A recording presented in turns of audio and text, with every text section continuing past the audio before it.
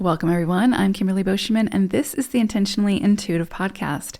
In this episode, we're going to take a look at the forecast for this new moon that's going to be occurring on May 7th or 8th, depending on where you live in the world.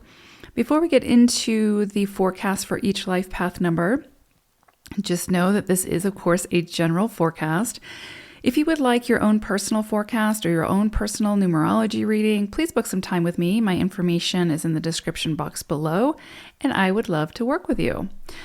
Okay, let's go ahead and take a look at each life path number and what to expect with this illumination for this upcoming new moon. Life path number 6, you all are going to be working with the energy of the 8 and the 9 for this new moon. So for some area of what the 8 governs, right? So money, power, status, influence, resources, some area of, within that realm, you're going to be asked likely to tie up some loose ends, to complete some projects. Maybe you've been procrastinating on some things. This can help you to get serious about those things, go ahead and get them completed, get situated with them so that you can kind of get them off your plate. The 9 kind of brings in this need to clear out. And because you're working with both the 9 and the 8, it's likely going to be some area that has to do with, again, money, resources, finances, power, etc.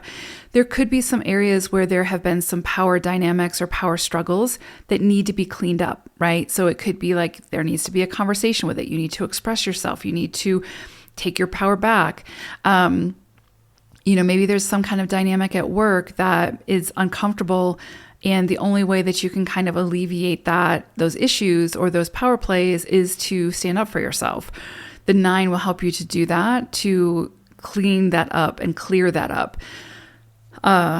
Also with money, that sort of thing. If there's anything to do with your finances that have been, maybe you've been putting things off, or maybe you've been neglecting some area of life that has to do with your finances, or what maybe there's been overspending, or maybe there's underspending. Maybe you're, putting yourself in some, with self-deprivation and, putting yourself in a self-imposed prison type of thing. And so the 9 comes in and says, let's clean up what's not working. Let's clean up what's keeping us stuck so that we can move forward in a healthy way. And so that we can clear off our plate so that we can bring in things that are more aligned. So really, these 2 cycles together are asking you to close some things out, to tie up loose ends, to release things that aren't working. So it could be for some of you, you're really being asked to release that job that is causing you so much stress and, just dismay, and to find something that is more aligned with what you want out of life, right? Maybe you want greater work-life balance, but the current position that you're in or job that you're in isn't allowing for that.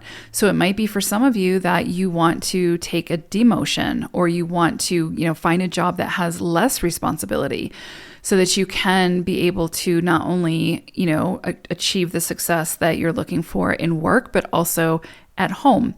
So this can really bring into focus the areas where we just need to get rid of what's not working, and, not necessarily abruptly or drastically, right? Or, something that doesn't make sense for the long haul, but to at least have the awareness of where some changes need to be made in those areas and how we can go about changing them, right? The 9 really comes in and says, we need to do this. This needs to happen. And either we can take the invitation and do it now, or likely in some near future, there will be some kind of divine intervention that does it for us, whether that's we get fired or laid off, or we get some kind of health concern that forces us to reevaluate how we're showing up to different areas of our lives and how that's serving us.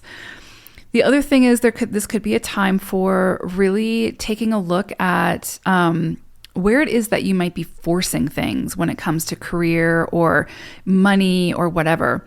And where is it that you need to fall more into receptivity and stop forcing so much. See what comes to you, and then you decide what to do with those opportunities. We don't have control over everything. And so the things that we don't have control over, Sometimes we need to just sit back and see what presents to us.